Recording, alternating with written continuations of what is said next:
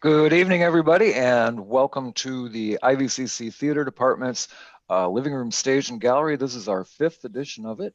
We've had a great lineup of guests. We've got more to come. We'll be doing this for a while since there's no place to see shows or theater, and so we have taken it upon ourselves to um, bring it to you with some people who we think you'll find interesting. We've had a great lineup of guests. We started this with Eric Chambliss from Ottawa, who was on tour with Jersey Boys for a couple of years, and Chris Coughlin from North Central Illinois Artworks. A couple of weeks ago, I had Howard Johnson, who also is from Ottawa area, was a member of Monty Python gang, an author, actor, improver. And last week we had a really great discussion between Stage 212, Engle Lane Theater, and of course IVCC with Kathy Hepner from Engle Lane and Kristen Mitchell from Stage 212. I know their names. I don't know why I'm stumbling. Speaking of guests, next week you're going to want to tune in. You're going to spread the word, please, because next week from New York we have Frank Velasnik, who's from Peru originally. His father's men's store is still on Route 6 there in Peru. And Frank left the area many moons ago. And he was on Broadway in Big, the musical, and also in A Year with the Life of Frog and Toad. He's an actor, he's a singer, he is a writer. He writes amazing stuff. So he'll be with us next Sunday evening at 7:30. All right. If you have suggestions for guests, we're always happy to take them. We've had requests to have Frank on, so we had a long chat last week, and so that's going to happen.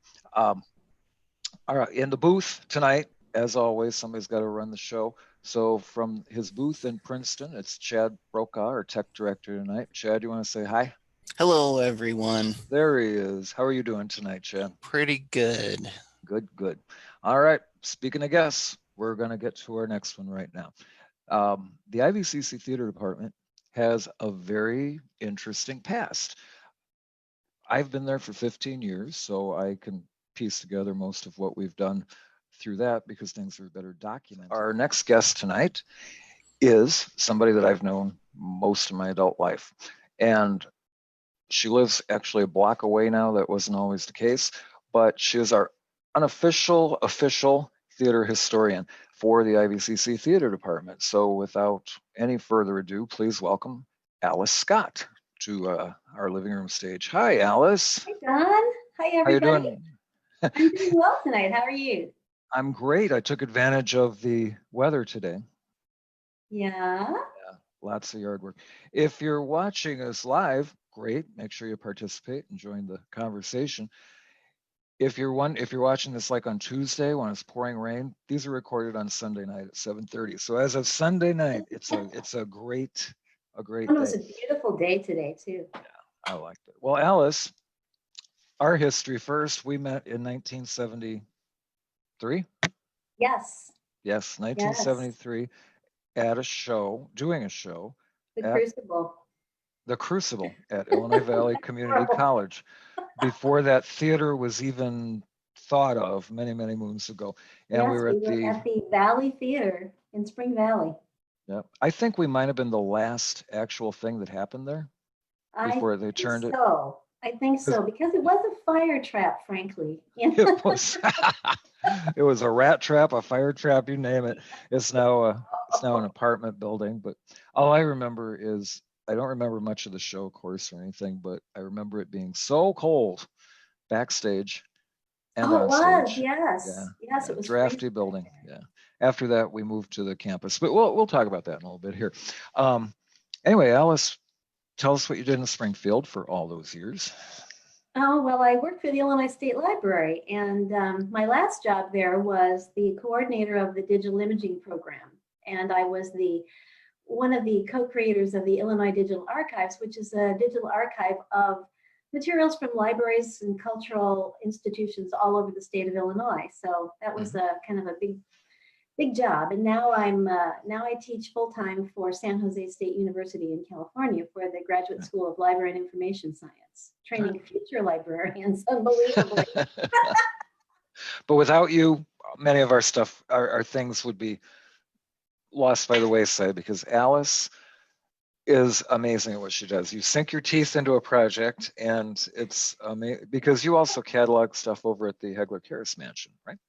Yes, that's one of my side gigs. One of my volunteer things is I'm cataloging books at the Hegler Karras Mansion. I'm up to about 4,000 right now, and no end in sight. Well, let's talk about IVCC. This is, it seems to me almost that, well, our challenge there has always been we're a 2-year college. So we have, this span of 2 years for a lot of the students that come in, and they're with us, and then they move on very quickly. 2 years goes fast with them. And little by little, we've integrated the community members into it, which has been great for us. But so many people are surprised we do shows at IVCC. It's astounding.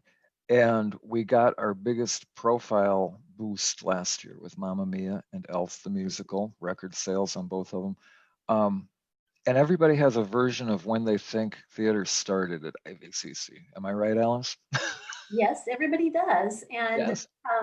I think if they really take a closer look, they'll find that it's much older than, we like to think that theater started when we were there. Yeah. That there was nothing existed before that. But amazingly enough, it's true. IVCC Theater did begin in the first show that they actually assisted with at, because, I probably should tell you that IVCC began as LPO Junior College, for those of you who don't know that. And it was housed at LP High School. In fact, in the LP High School yearbooks for all those years, there is a section devoted to the junior college, and there's all kinds of events, and there's students, and there's this and that. And back in 1923, there was a show that the high school did called Little Almond Eyes, very un-PC now, but Yeah. that was the first one that IVCC Theater assisted with this. The IVCC, the Drama Club, actually assisted with this show. Now, the actual first one that... so we're looking at the program here, I this is think. from Yeah. LSD High School Yearbook, and here's the cast of the operetta Little Almond Eyes. And if you look at the names of the characters here, it's really Well, very before we went on, Chad and I zoomed in on the picture, and we decided not to do that because wow, talk about not PC. It's an artifact of the time, Right, so it is. We can't say, well, this is a bad thing. Well, now, of course, we would never do something like this. But That's at the time, this was very common. I think you'll find in many other places these kind of things were done with non-Asian actors and, and all these very interesting names, Mm-hmm. Sure. Well, so that was 1923. That was 1923. Wow. Mm-hmm. And that's as far back as you found, right? Yes. Okay. Yes, because that's when the junior college began. Okay.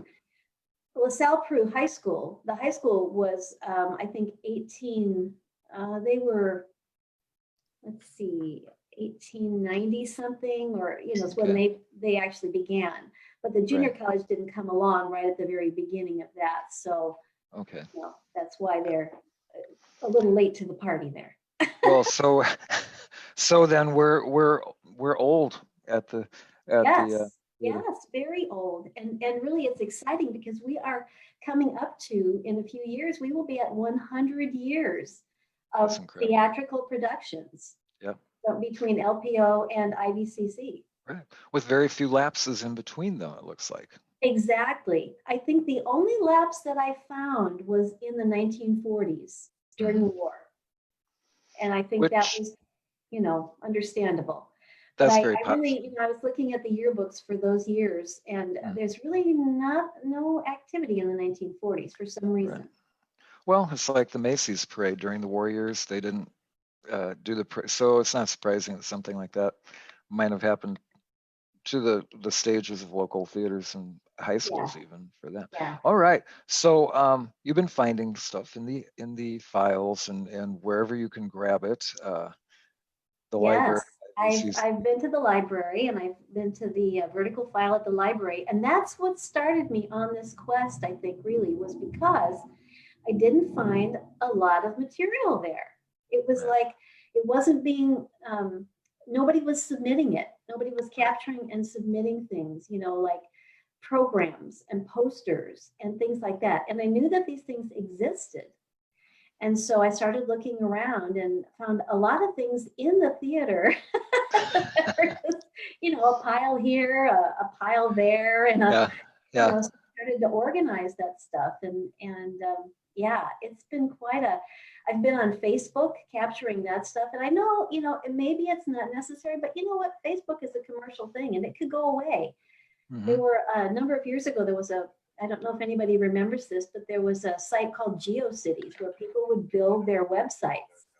And that one day, I think Yahoo bought them out. And one day they just said, oh, by the way, we're going to just do away with all your sites. So if you want to capture your stuff, capture it. And if you can't, that's just too bad, And I think about that kind of stuff, some of the things I teach are about archiving stuff. Right. And so this is the kind of thing that's on my mind all the time. And I think that it's really important, for IVCC especially, a junior college, you've got to document your history. If you don't, then people forget. And we have such a rich history at IVCC of theater productions of all types, whether it's musical theater or it's straight plays and things like that, So, this is from 1932. 32. Drama Club. Isn't this great? That is awesome. Professional they all look. I know. Everybody dressed up for picture day. Quite different from how white students look now. If anybody's seeing a grandparent, this is 32, right? A grandparent, a great-grandparent here. I'm looking forward to take a look and see if I recognize any names there, last names that are, there's a Foley. As it got further up in years, I recognized more and more names from the area. Yeah. Okay. That last year, a spirit of gloom prevailed the halls of junior college. Well, I'll read that whole thing and find out what. Oh, I see. There was a deadening report that there was to be no junior college play. But it's hard to read that they interfered with studies. Don't they know that now we don't care? You just come to rehearsal. The rest is on your own. Oh, but read the next sentence. It says, the JC play interfered with studies, snapped the already taut nerves of teachers who were so unfortunate as to have one of the dramatic stars in class and spread the germs of cerebral elephantiasis. Which were the reasons given for its abandonment. Wow. That's some heavy writing there. I think you want to see stressed college teachers now. They all have to switch online for the rest of the season. Oh, good. We got some folks watching there. This is 1959. 1959. Okay, so we do have a big jump there from the, what was that last thing? There were some shows in the 30s. I just picked out things here and there. Sure. I didn't. There's so many things that I have documented that I could have. Okay, so this is Brigadoon, and if I'm not mistaken, that's probably the LP stage. No, actually, this was done in a tent outside at IVCC. I think these pictures were taken inside. Okay, all right. But this was done. This is the first time a musical play was presented on campus. And in a tent. In a circus tent. And if you go back to that earlier one, Chad, I just wanted to point out that up at the top left is Michelle Callahan. No kidding. Yes, she played Fiona McLaren in this show. And she went on to future fame in Chicago. She was in Cabaret and won 2 Jefferson Awards there. Yes. And she did a lot of stuff. Yeah. And she so popped up in television quite a bit, and she got, I think she won 2 Jeffs actually, and she was a mainstay at the Candlelight Dinner Playhouse, which is no longer there. Yeah. So we've had a number of people just in our that we actually have known who have ended up doing theater as a career, you know, and being very successful at it. So I think that's kind of a cool thing to point out about this little junior college. Oh, no kidding. Well, we've had a couple of them within these past couple weeks on the show. I think you can tell us a tent here on the bottom left. The ceiling looks very much like a circus tent. There we go. Yeah. My parents actually went to see this. I thought there was talk that they did another show in a tent there not that long ago, and we think it was Pippin. If anybody has any information on that. I have not. I know that Pippin was done, but I don't have any information about Pippin yet. Not really very much information. So. Oh, and Ron McCutcheon just commented, there's Glenn Gerard as Mr. Lundy. Yes, up at the top right. Oh, there we go. He's still around. He does great sets for Stage 212, I know, and a couple other theaters. Very talented guy. Yeah. All right, 69, Brigadoon. And then we skipped to Our Town, and we introduced a guy who went on to some big fame in this. So let's talk about Our Town. Yes. Here's a review that appeared in the school. At the time it was called the Apache. It's now the Ivy Leader. And in the picture there, Gene Wygant, who's on the right, is a very well-known actor. Definitely. For those of you who aren't aware of Gene's enormous background, and I've talked to him about being on the show here, so look for him coming up. Gene took over for Joel Grey as the Wizard in Wicked in New York, and then for the 4 years Wicked was in Chicago, he played the Wizard there as well. But he is a mainstay of the Chicago theater scene, big time. He's been at Candlelight, he's been at Drury Lane. Recently, he's been at Paramount. He's been everywhere. And talk about a Jefferson Award winner. He has them. In fact, a couple years ago, he hosted the Jefferson Awards ceremony. He's a very talented man. And this is a show that I did see, Our Town. And I have to admit, I have a little crush on Gene Wygant. I always did. I think you've mentioned that one or two times. And this was at the. I would have put some things in here from Kismet, but I don't have anything except a call for auditions article. And so if anybody out there has any information about Kismet, I would love to see pictures or, you know, something from that show. Because this was right around this time, which would be. Yes, it was right around this time. It was probably 1971, maybe, or I'd have to look at my spreadsheet, but you know, it was right around that same time, because this was at the Valley Theater, Our Town. This is about the time I started doing shows there, and so was Kismet. Okay, and we have a third picture of this Our Town. Yes, I think just there we go. Pictures of There we go. There's Gene, bottom left. I don't know if I know. He's the groom up there on the top left, and I think he's on the left in the picture, top right too. So he made all three pictures. We should have known. All right. So getting back then, so between 1970 and 73, are we missing some productions here and there? Because I know we skipped. Yeah. There's a number of others. There's Dark of the Moon. There's Dark of the Moon. Is it? Arsenic and Old Lace. Oh, you know what we're omitting to mention is the director at this time. Now. Oh, at this was. Time, was this Bob Howard? Oh shoot! I think it might have. It was either Bob Howard or Richard Marriott might have still been there. Okay, because Marriott is circus tents. Oh, look at this! I'm reading the second paragraph there. The college players have a history much like Stage 212 did. They've secured the use of the student union, gymnasiums, circus tents, and the Dome Ballroom for past productions. Yeah, the Dome was for Oh, heck. It was right around this time too, and I can't remember what. Okay, here we go. Richard Marriott directed this. Yeah. So Richard Marriott directed Our Town. I know by the time we got to The Crucible, That was Robert Howard. that was Bob Howard, right? That was So, our director. right. There. So let's talk about the gap here between Our Town and the shows moving into the campus. Now,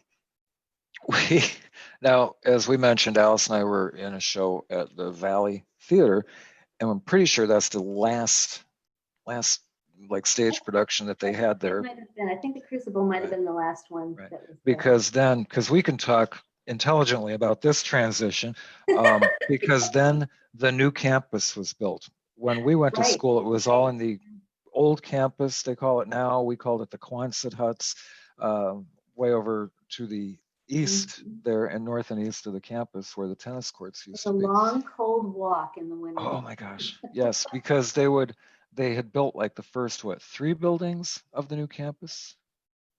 Yes. Something like that. And Yeah. we were the first people to occupy classes there. The thing is, we also had to continue classes over in the Quonset hut. So in the winter, we would walk that whole distance back and forth. And that tech center was not there at the time. The front door was way down by. The front door was closer to the that little atrium kind of area. Yeah, the old lobby and the bookstore. Yeah, where the bookstore is. Yeah, that was closer to the front door. When we were young, we had to walk uphill both ways going to college. Miles in the snow. That's right. It was lousy though. It was lousy. So then we moved to the campus. Now, one of the things that I don't think we have a lot on yet, but we're always looking for is the Madrigal dinner, because we did those around that time as well. And Bill Hall was the music director for those, if you remember Bill.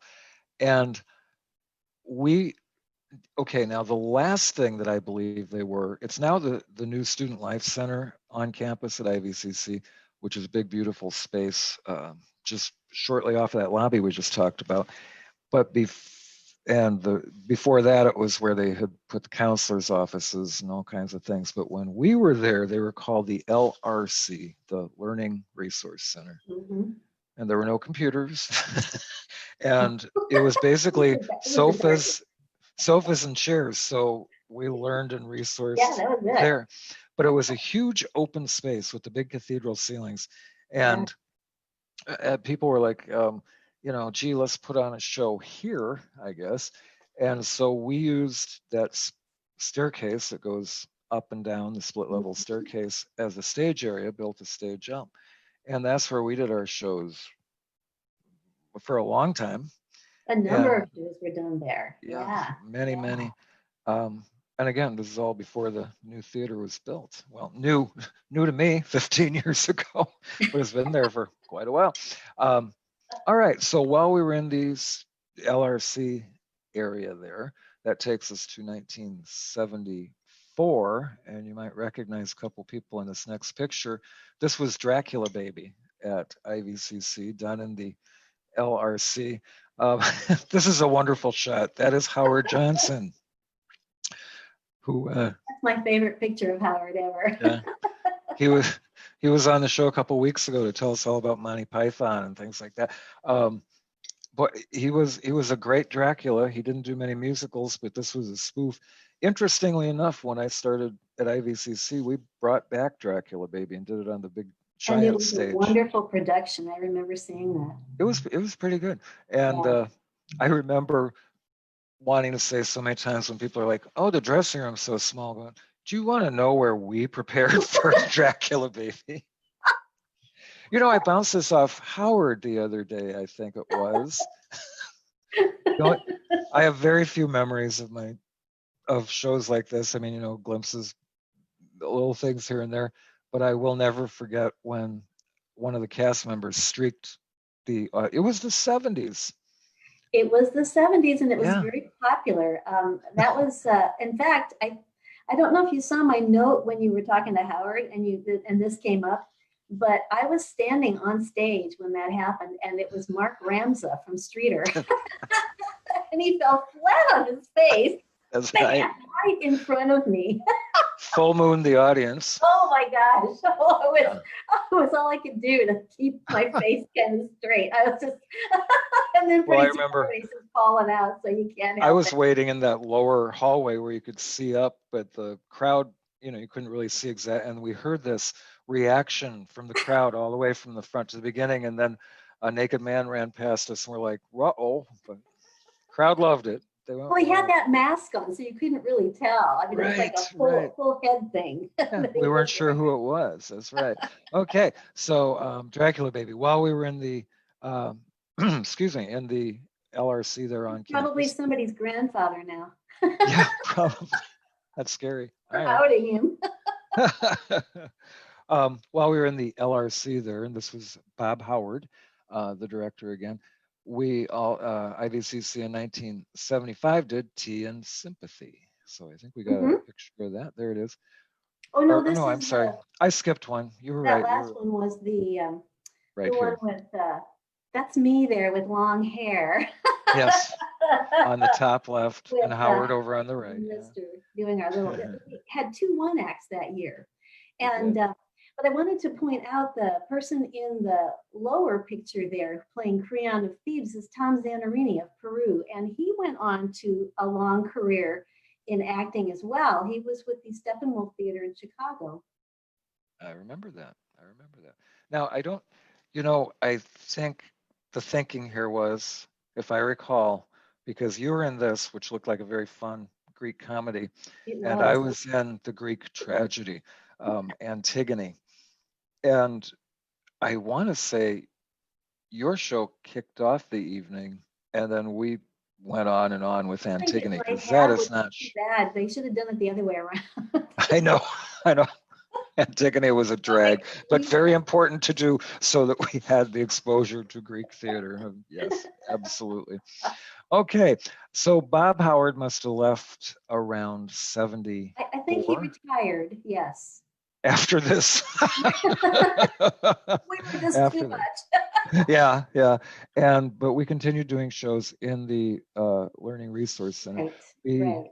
We had, as we mentioned before, Mickey Callahan, who was in Chicago doing the role of Sally Bowles in Cabaret, broke her leg and was sidelined from that. And she took a little time off. And so she came in to direct shows and teach the acting classes.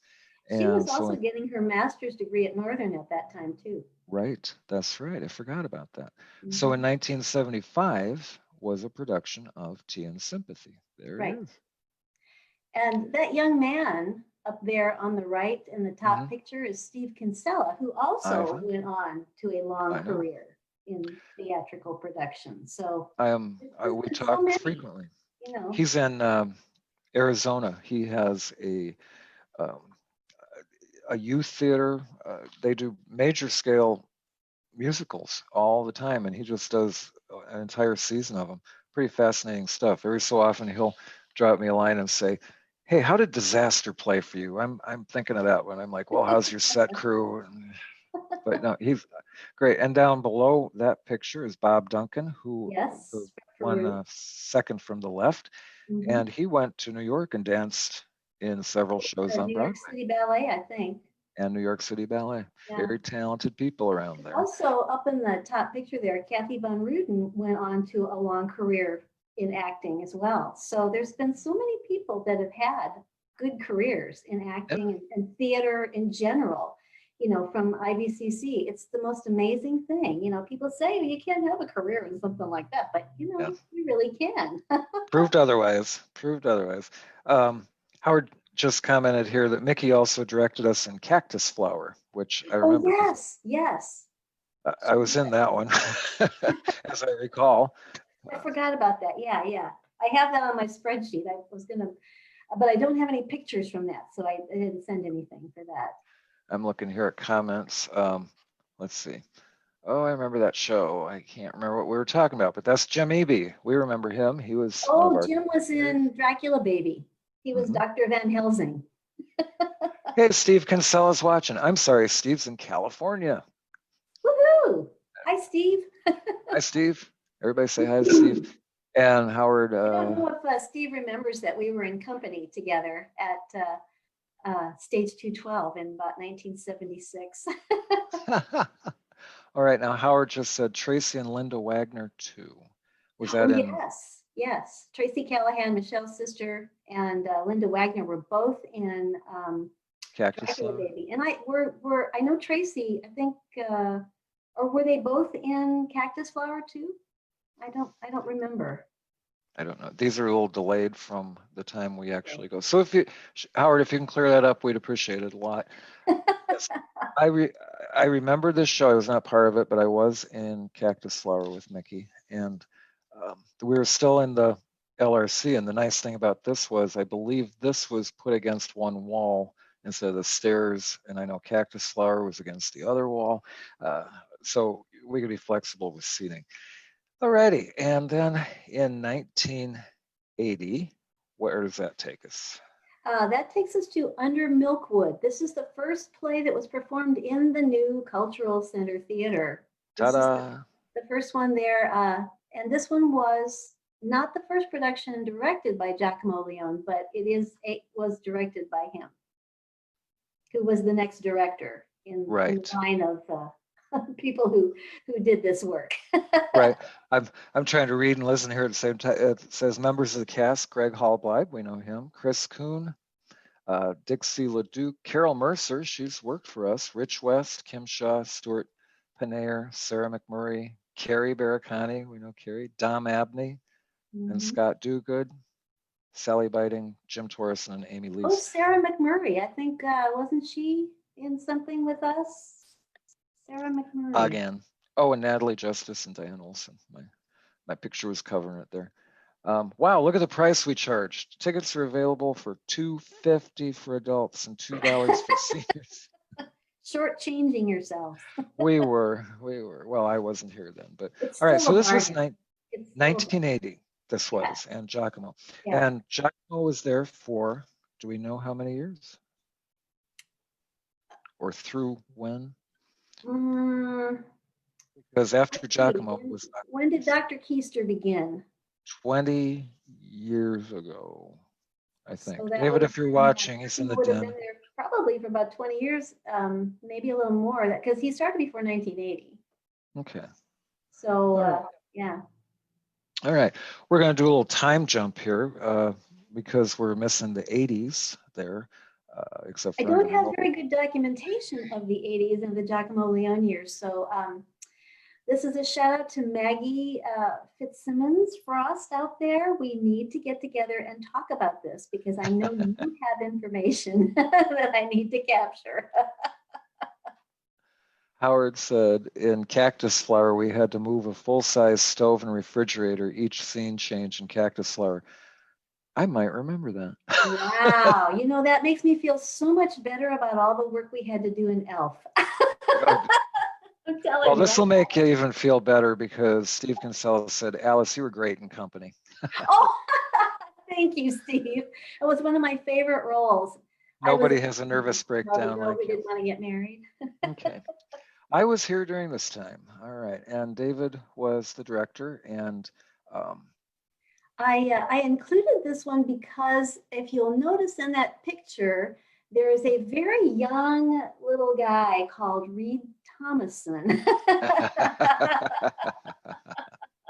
I think we have more blackmail of Reed too coming up. I think we do.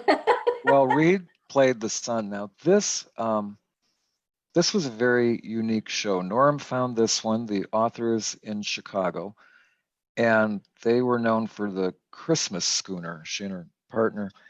And they actually came down to see this. This was a premiere. It had only been done once, I think, in Chicago since when they wrote it.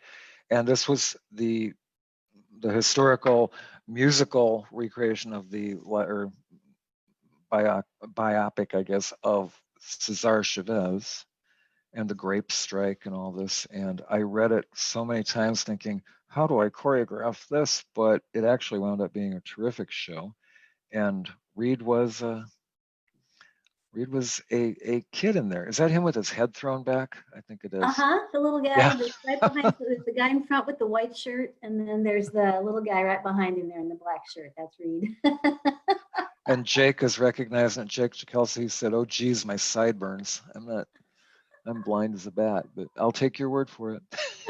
All right. Yeah, that was a very special show to us. As a matter of fact, our good friend Kyle Dooley, he was working for Senator Kaler at the time, who actually worked with people that worked with Cesar Chavez in organizing the strikes, and key in that whole story. And Representative Kaler and several of his acquaintances that had lived this actually came up to see the show. We had quite the turnout for this from all over the place, as well as the author and lyricist from Chicago. Reed said this was his favorite show. I think he's being sarcastic. All right. So he was the young Cesar Chavez. So somehow Cesar went from being a little redheaded boy to a Hispanic adult, but it worked. It worked. A lot of growth there. All right. One thing that Dr. Keister introduced, and there he is looking really scary. One thing that he introduced was improv to the college. And this is a more recent picture because this was, Howard Johnson. This is from 2015. 2015, yeah, because I was around for that one. And Howard instructed the already existing improv team, the key players in the art of long form improv. And then we did a performance, looks like, in February 28th in the Fireplace Lounge. Now, improv is what David brought to the theater, Dr. Keister, with his experience. And to this day, we still have an improv team over 20 years old. And our kids are viewed very favorably if they're going into theater down at ISU when they transfer down there. If you've done improv at IVCC, they're very impressed with you for some reason because you're one step ahead of the game. Not a lot of places offer improv. All right, this kind of takes us into several. I'm looking here. No, we'll get into that later. The out shows. All right, so around this time, and I'm pretty sure why this was in the Fireplace Lounge in 2012. 15. Right? 2015. Okay, oops. Was because our theater kept getting remodeled bit by bit by bit, the big theater, which existed when I came back 15 years ago, obviously, and it's been undergoing improvements. If you haven't been to the IVCC Theater lately, wow, it's pretty. But we were chased out of there a couple times while they remodeled, and once was the fall or spring of 2013. And I directed and choreographed this. 2014. And this Sorry. That's okay. Help me, please. It was the fall. I remember this now. And yeah, I think it was the fall. Dames at Sea here. And we did a big tap dancing musical on a little tiny stage at St. Bede. They were kind enough to let us use that space, which we did for several shows. That's Alex Guerrero in the middle, who played Lucky. Or I'm sorry, Dick. I've done this show so many times. I've played all three of the male characters. So he was Dick. I was Lucky, and got some familiar faces around there as well. All right, so that was at St. Bede, and then we also performed at the Hegler Terrace Mansion. Right. Renella the Story Stealer. Right. That was an original script. Yep. Yes, original script by Dr. Keister. Yep, exactly. And we've got some familiar Jake faces. at the bottom of that picture on the right? That is Jake, bottom right. Oh, Prince Charming. He's so cute. Yeah. And then above him, that's Christy Rosema, who used to work for us at the Follies. Beautiful voice, beautiful woman. That does not do her justice, but she was Grunella. And then in the middle there, looking so innocent and sweet, is Emily, who was Emily Hank back then. And let's see, and of course Trisha, who's helped us many times with improv. She was the She's the one very holding the book for those of you who don't know Trisha. right. And if you're wondering what this girl here in the bottom left is, she was the mirror. So I do remember this show. I remember it really well. It was a And fun show. I saw this one too. it was very cute. We've done several shows at the I Hegler saw Macuris most of Mansion. it, but, you know. Oh, here's Okay, Jen. now, yeah, we're back to the big stage at IVCC, but not for long. Now, can you go back to Granilla for a second there, Chad, if you can? I want to show you something. Now, take note of Emily, sweet innocent, there in the top Looking like center. Snow White. Snow White, and then the next shot, here we have Gypsy, and there she is all the way to the right. Ta-da! From Snow White to stripper. All right. A lot of great people in that. If you go back to that last one, we have a couple of future IVCC students, I think, who are there right now. Exactly. You look at the two little kids in the red, white, and blue costumes. Mm-hmm. That's Mary Rose Brzezinski, and behind her. Isn't that Mary Rose? Mary Rose, right? Yeah. And what did I say? Baby June. She played Baby June. And behind him, there's Reed Thomason again. Mm-hmm. Yeah. I'm How trying old to. are you there, Reed? You look like you're about 5. Such a little No. baby. Oh, he's so cute, and I just want to pinch those little cheeks. He was older than he was for Chavez. And there to the right in the black suit and the hat, right above, you see the 4 guys kneeling there, and there's Alex Guerrero again on the left. Go to the right of that group and up, that's Karen Lessman, who's done a lot of shows for us. And in this one, she happened to play Mama Rose, the dream role for all actresses. All righty. Yeah, Gypsy was a callback when we started doing classics. We thought it was important to get back to that. And Emily again. Oh, there they are. Isn't that the cutest thing? Cute. Your tie is nice, Reed. That's really nice. I know Reed's watching because he texted me. He's commenting. He goes, my second favorite show. All right.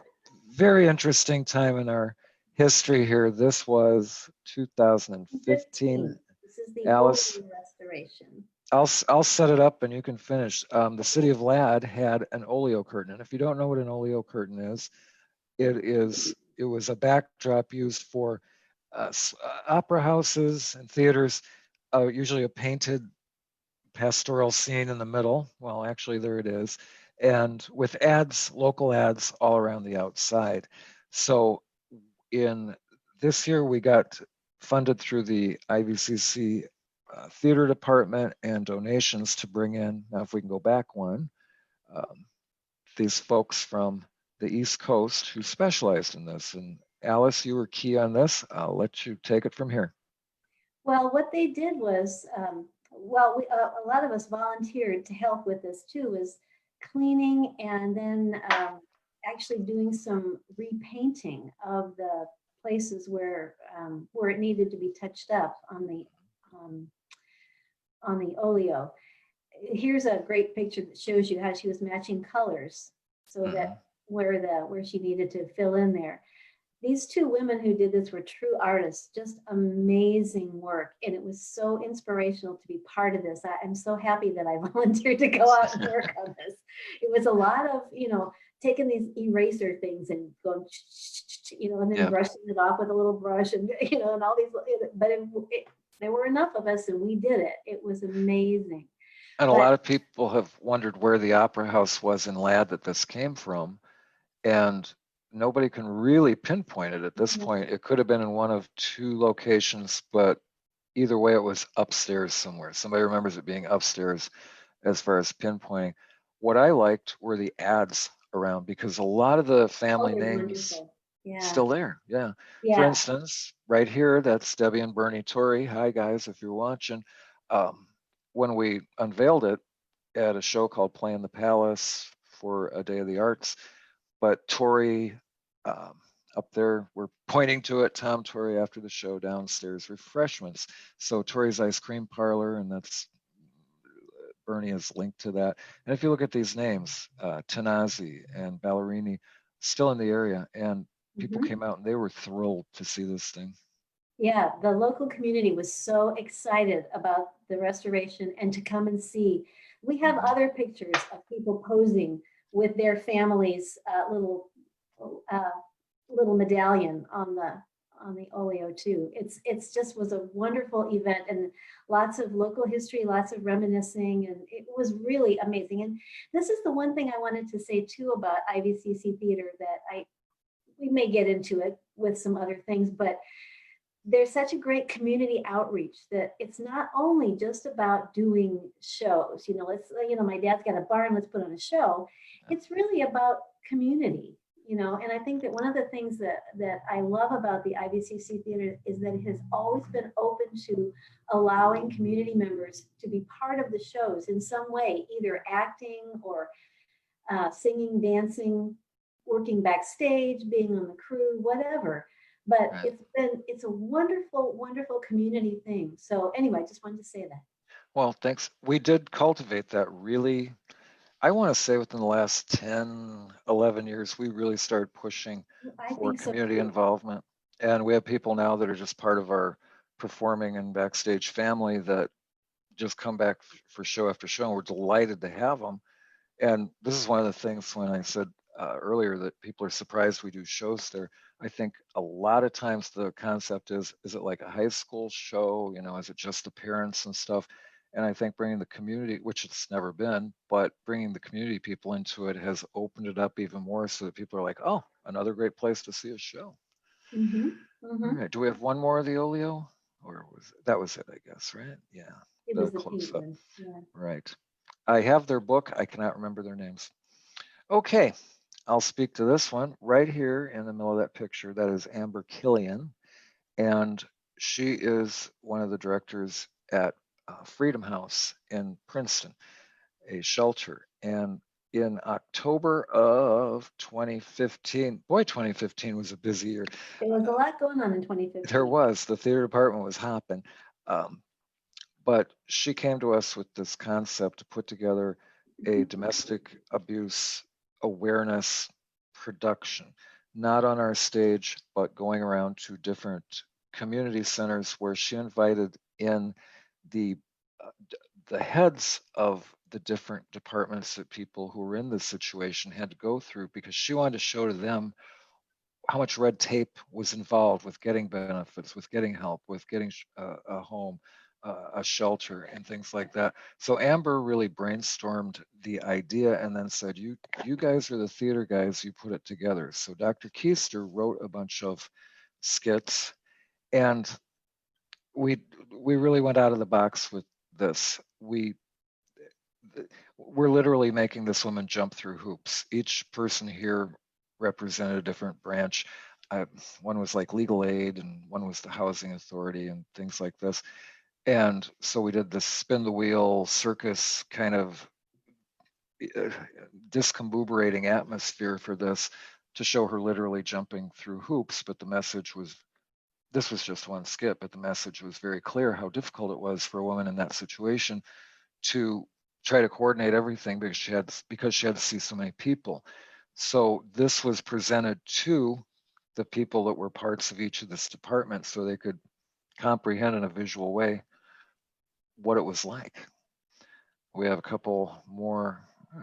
The bus rides were always fun because we went to, I don't know how many different counties and how many performances. We did this all through October, which was Handicapped Awareness Month. I'm sorry, not handicap, Domestic Violence Abuse Month. Here's our cast. There's Ashley in the middle. You may recognize her. Jake's on the left, Karen Lessman there. And there's Matt Boehm, dead center kneeling there. We lost him last year. And Kim, Yvette. So that it was a really good bunch of people. And at these presentations, I hesitate to call it a show, but our production lasted, I want to say 45 minutes, if that, half an hour. And then afterwards, Amber would talk, and they often had the victims speak as well. It was a very emotional thing for all of us to do. We wouldn't trade it for anything, but what an experience to bring that around to the different areas.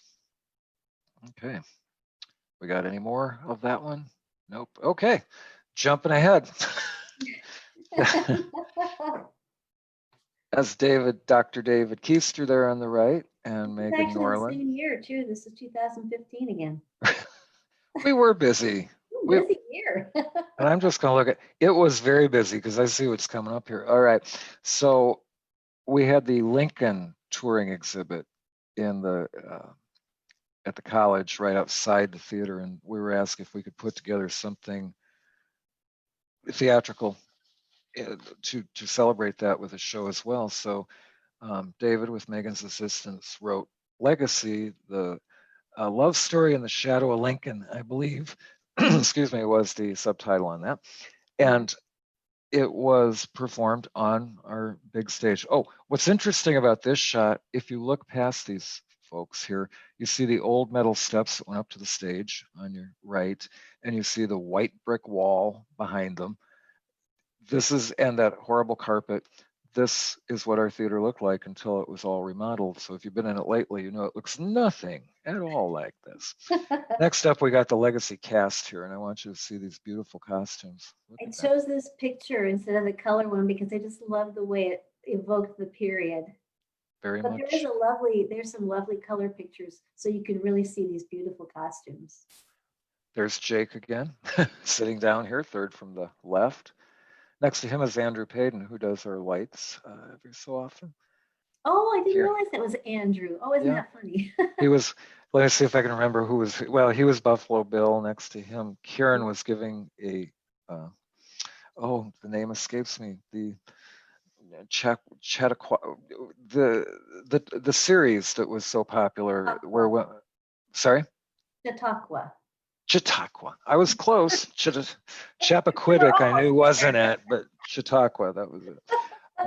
Which, incidentally, if you don't know what a Chautauqua is, very interesting period of history where these shows and speakers came around. I'll have to have David talk about that some evening.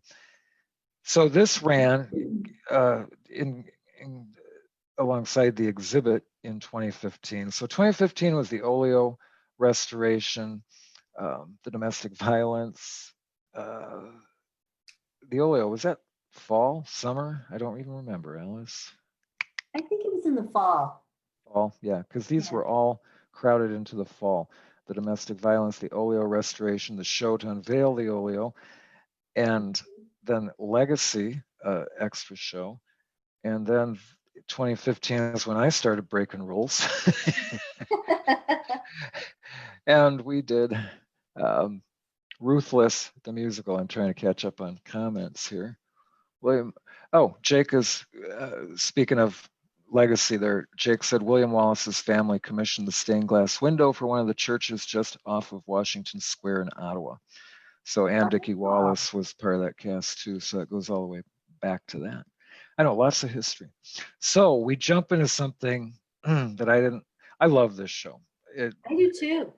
It's a cross between The Bad Seed and All About Eve and every movie cliche, and it's over the top, and we had some terrific talent do this.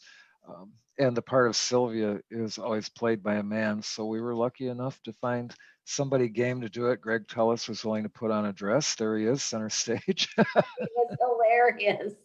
Yeah, he was hideous, but that's... It was perfect. He was. That was the part. I know. But what a fun show, way over the top, a little more in the adult vein.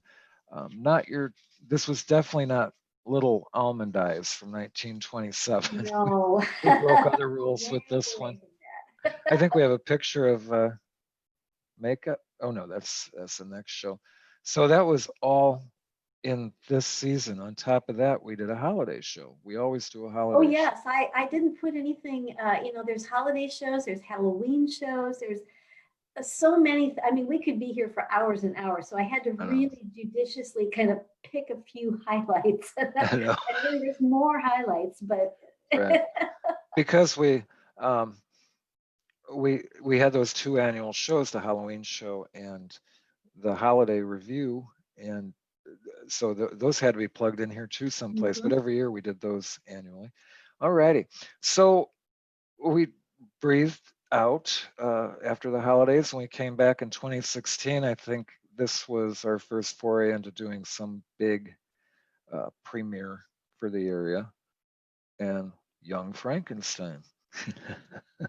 What a fun show. What a It fun was show. wonderful. I know I say that about all of them, but it was hilarious and fun. There's Greg Tullis as the Mad Doctor, and Greg and Doug Bartell. And there's our makeup shop. There's Brian Town. I don't know if Brian's watching tonight. Brian cameos in a lot of our I shows. thought this was kind of cool because he's actually getting made up. Yeah. The back behind the scenes sort of thing. For two lines. He took it very seriously. And that's Tyler Reviglio, Small who did parts, our. only small. And that's Tyler Reviglio there is on the left doing the makeup, very, very talented makeup and wig stylist. He did all the wigs for Ruthless and we had big hair for Young Frankenstein too. So he was. Yes, he and was I a need boon some to us. pictures of that. I don't have any pictures. Otherwise, there would be a picture of Ashley Hurst in this show with her wonderful huge wig. I love With her it. wonderful, her Bride of Frankenstein wig. That was awesome. All right, I think we got a poster here for Terror in the Isles, which was one of our Halloween shows. Oh, yes, yes. Yeah. And we always did this the Saturday before Halloween. It was an awful lot of fun. Wow, we dropped our prices big time, $5. What do you know? This was a show that had great special effects and really Oh, yeah. a showcase for our theater students. And, it's fun to scare people. And then we come into, what year is this? 17. Okay, 2017. I've always tried to mix the classics with newer stuff. I know when I first was there, we put in Camelot, which that's hardly ever done.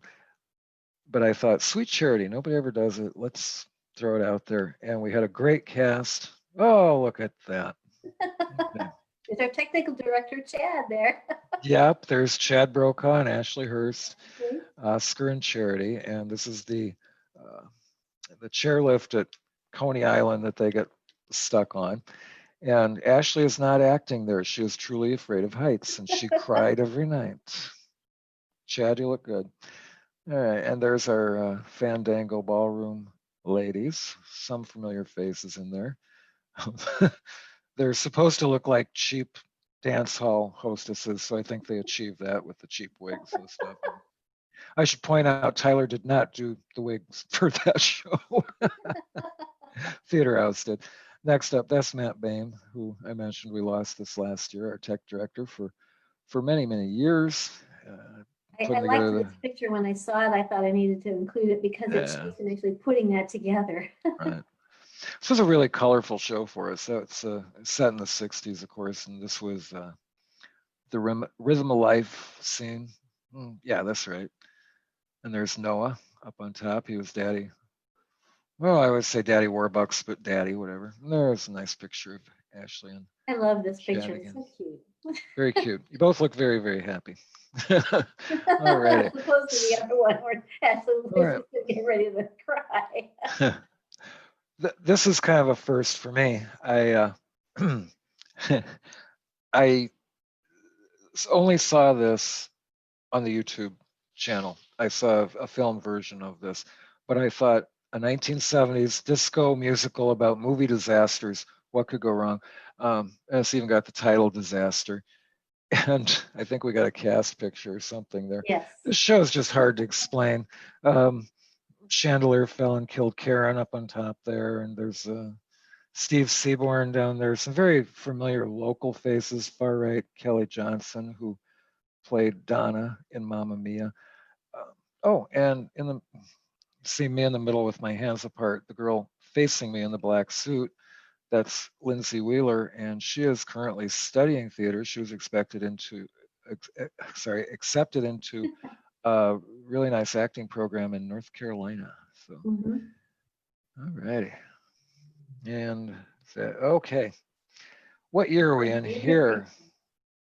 Are we still in? Oh, this is still 2018. This was in the fall. This was Something Wicked. I really push us in the fall, don't I?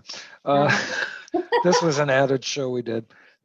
We felt after all the fluff musicals and things like that, it would be nice to do something a little different, a departure from the Halloween show. So we stumbled upon the script, Something Wicked This Way Comes, based on the old Ray Bradbury book. And there is the incredible Jake Jakelski there on the right playing the devil, and Steve Seaborn as the man whose soul he was trying to steal. And we were getting carried away with the flash paper there, but what a great picture. A very fun show. Wonderful? And it was so great because I was standing off stage watching this, and Yep. oh my gosh, that was so exciting. What a great moment. I should mention that after decades and decades, this was Alyce's first foray back onto the stage. I did not include a picture, but I could have. But Alyce has been our stage manager for all our shows too. All right, this is something that the theater department does every single spring. We actually started on that this spring, but of course we got sidelined by the obvious reasons. This is the disability workshop. And this, Alyce, this kind of harkens back to what you were talking about. Our theater, community involvement. Yeah, our theater is not just about, hey, let's get together and put on a show. Yeah. It's about using theater as a teaching tool. And here we are at, I'm not sure what school this was, but we go to a different grade school. I think this might have been at LAD, maybe. Could be. We did LAD one year. Yes. I can't remember because I actually participated in the LAD one, and it seems to me that summer. Right. I think that was I'm not positive, but this could have been at LAD. Like this is a callback, but our responses and replies and people participating come in just a beat late than what we're actually in. Jake said, I may or may not have burned myself for real in Something Wicked. All right, so the way this worked was we would go, Carol Fesco from Horizon House would, this is LAD, Jim Hurst said that's LAD. Carol Fesco would always line this up through Horizon House, and she used to hire a troupe out of Chicago that charged an awful lot of money, and she said it was getting pretty much the same thing than what they promised they would do, which was to take these kids' stories and turn them into a script regarding bullying and disability, calling people names, or if somebody has a disability, accepting them and how you would do that, and then come back with the show. So we took her at her word. So every January we go to a school, a grade school, they pick it, and we have the assembly, usually it's 1st through 8th grade, and then we break out into workshops, which is what we're looking at here. That's Noah Curry in the front. Donna Stone is leading the one in the back, and there's lots of kids listening, and what they're doing is following along with Dr. Keister's instructions. He's very instrumental in putting this all together. And so these kids get, well, first they did an improv production here for the kids, just to kind of show how improv works and to loosen them up, and then talked about the stories, and then broke them into these small groups. And they, under the direction of David, would lead the kids in these writing workshops. And then we would go back to the school in April after we had gotten all the scripts. Here we go. And we would present the young authors' works to these kids, and it was the highlight of their year to see their stories being turned into an actual show. So there's Emerson Roden there in the middle, and Patrick over on the right. So a very fulfilling program. We do this every year. Like I said, we got as far as a workshop this year, and we must have, is that the 3rd one? Must be. So it might be the last one from those. But it's important for us to it's important for us to show that theater isn't just about putting on a show. Like the kids' theater shows that David wrote, that we took over the mansion, they always had a message to them. Everything had a little bit of education on this attached to it when we would do these takeout shows. This was actually one of my favorite things, because the first year we did it many, many years ago, we got a poem that was so terrific, written by a young lady, just one. Sometimes these are classes that work together, sometimes it's a group that work together. And it was this beautiful poem. We had a very talented guy with us at the time who composed music. And so he wrote the music to the lyrics of this song, and we saved it for the end, and he performed it. And it was really something. And when we introduced the young lady who wrote that poem, she stood up, of course, and the crowd went wild. And she sat back down. She was very shy. And afterwards, one of the teachers came up, her teacher came up and told David and I that that's the biggest thing that's happened to her in her life, because she herself had been bullied. And to be chosen for this honor meant so much to her. So if you're watching, I know you're probably 18 now, but you did a great job. Jake said, this is such a rewarding program. It really is. I think one of the neat things about this too is that this could be the first time that many of these children are actually introduced to theater too. That's right. You know? That's right. Because not everybody takes their kids like my mom did. And mine. And mine. Okay, we've got a few more things here. We're going to go into the very, very recent past here.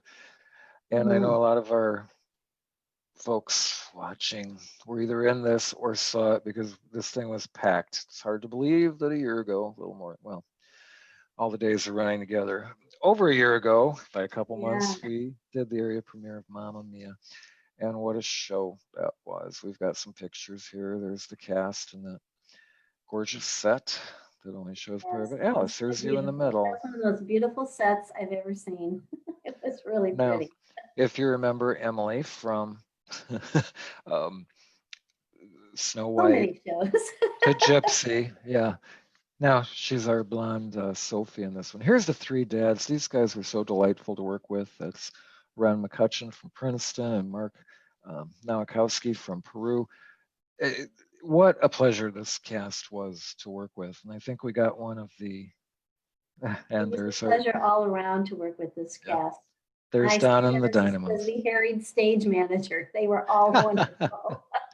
We got Melanie Maskell there on the left. She played, oh, I'm so bad at character names. I know Donna. Rosie, thank you. Kelly Johnson in the middle was Rosie. No, I'm sorry, Donna. And on the right, that's my good friend Deb Toy. Tanya, thank you. You can just follow me around, Alyce, because I forget so much. Oh, I'm so glad you included this, because a lot of times, I think 99% of the time when somebody's doing props, you know, it's like we need 3 envelopes to mail or whatever. No, if you know the show at the beginning, Sophie mails her 3 potential fathers.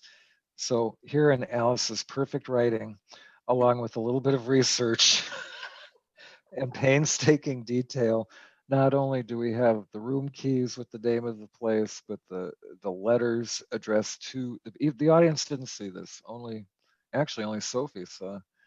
Yeah, that's true. And but you know what? It's these little details for me that make the show when you're doing props. I think it makes it real, and it makes it, I don't know. I think that it just really helps you to feel that you are in that moment. It really does. And you know, these are the little things the audience don't see. Great shot. There's Ashley on. And what the audience doesn't know about this diary is that Sophie there, Emily, actually wrote things in this diary. Of course she did. Of course she did. Some of those things about, you know, and ... She wrote those things in the diary.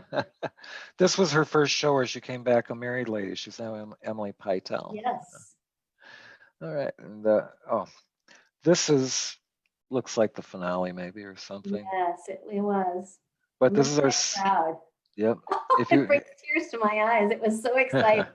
I'll never forget that one of these nights when this crowd was so huge like this, that you took me out of the backstage and said, come and see what we did. And we went out to the side door of the theater and just kind of opened the door to look at the back of and just see that crowd in there. And it was like, oh my God, this is like the coolest thing ever. Yeah, every seat filled consistently. Yeah. It was so amazing. And you're not seeing on this picture, there's another whole section that's almost 600 seats there full of people. And the show ran on the left side of the picture. Yeah. The rest of the seating was full. We literally played to thousands upon thousands of people. This is cool. Other theaters have done this for fundraising, and I thought, why not? And we were in rehearsal for something else at this time. This was Elf. That's right. I was in rehearsal for Elf. And this. Oh, Ron McCutcheon said, I don't remember the Greek stamps on those letters that she was mailing from Greece. They weren't really Greek. They were just fake stamps that I had from a book of fake stamps that I had for years. Artist like stamps. Sorry, Ron. Okay, Broadway backwards, where men sang women's songs from Broadway and women sung men's songs from Broadway. There's Reed there in the middle left and the dog next to him because he did Tomorrow from Annie. Among the goofy things, all the ladies did, and this isn't the whole cast. I think this is, yeah. No, it's not the whole cast, but it's that's the one group picture that we have, I think. Probably.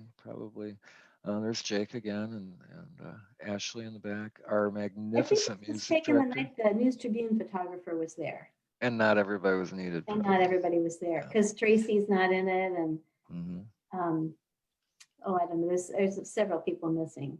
There's quite a few because all the ladies did There's Nothing Like a Dame. Now, in between the two redheads there, Reed on your left and Patrick on your right, is our amazing music director. That's Megan Cunanan. And I'll tell you what, she is gifted. She brought the house down with, was it Impossible Dream? She's been an elf, but when she directs the music to a show, it sounds great. All right. This is another community thing. It is. I never looked better down there, bottom right. I think it was stunning here. We've been involved with the community, obviously, quite a bit, and the folks in the West Clocks building with all the shops ask us if we would haunt the place for their Witches and Warlock night. And we're supposed to be workers, not necessarily that died there, but just continuing going about their jobs day by day. But now they're dead. And so we split up and wandered through there, not making eye contact or talking to anybody, but going about our business.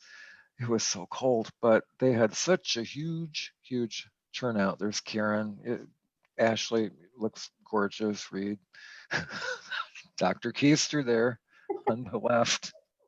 He did research. And there was some salesman that always, or maybe that was supposed to be me, that I was always checking things and going to the bathroom, which, would make sense a lot. And David was some salesman, but he did research for us. That's how detailed he likes to get. But this was fun, our West Clocks haunting. All righty, this wraps up our 2019 season. And this was, when I put Elf in, I thought, I hope it does half as well as Mama Mia did in the way of ticket sales, but the holidays are rough. And wow, was I surprised. Record crowds, once again, equaling our record box office and a terrific show. And finally, not singing to a dog and not playing a little kid. There's Reed Thomason, who played Buddy the Elf, and Ashley Hurst, who played the love interest there. Jovi, thank you. Now, here we went out to the libraries and did a story hour. This was at the LaSalle Public Library. Right. I Buddy got up. And Jovi reading to the kids. I know, I went with them. They were dressed like this when they arrived. There was no place to change, so they didn't want to just hang around. So I was running in and out, but it was really cool. The kids were so appreciative. Lots of pictures, too. And then this was the Macy's department store scene.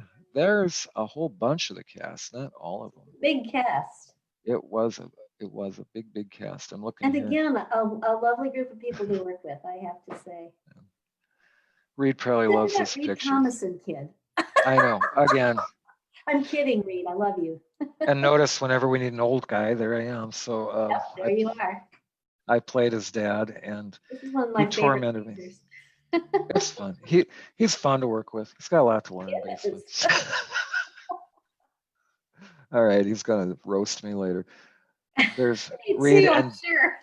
yeah, there's Reed and Dylan eating spaghetti with syrup on it. Dylan, what a talented young man. Oh, And yes. then we've got Reed and the elves, or I'll Buddy have and you the all know elves I here. made that spaghetti every night. That's right. That's right. Fresh. There's only half of the elves. There's another counter on the other side. This is nobody loves Santa Claus anymore in the Chinese I love this restaurant. song. It's my favorite scene in the whole thing. That was fun. Look at Emerson going to town there, second from the left. She was the waitress. And I think the last one we got is Rockefeller Center. Oh, yes, those lovely angels. Right. We don't have one of the sleigh flying, but when we bring this back, we'll keep that magical.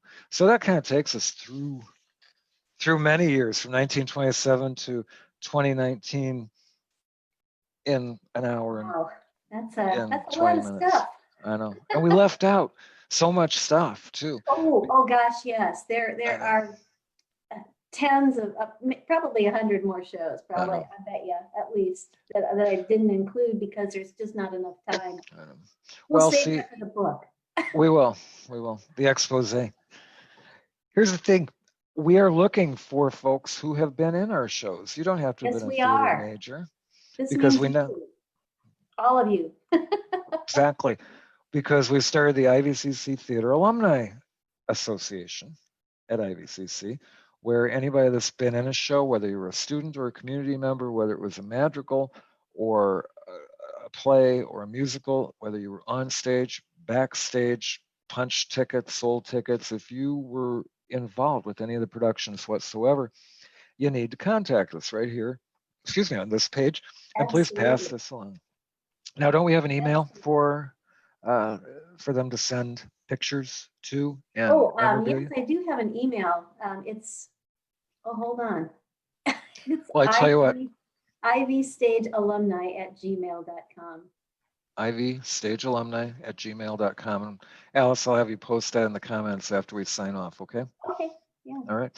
And if you got stuff, you send it to Alyce or say, hey, I was in a show. I got one. I wish I could remember who it was from, but she sent us gorgeous pictures of Carousel because the college did Carousel. Yes. Was that Casey Burns that sent that to us? Yes. That's it. Thank you.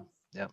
So if you have memorabilia, if you have pictures in particular. We don't necessarily want to keep your memorabilia. We just want to digitize it so that we have a record. That's all. Right. We'll take a picture of it and get it back to you very, very carefully.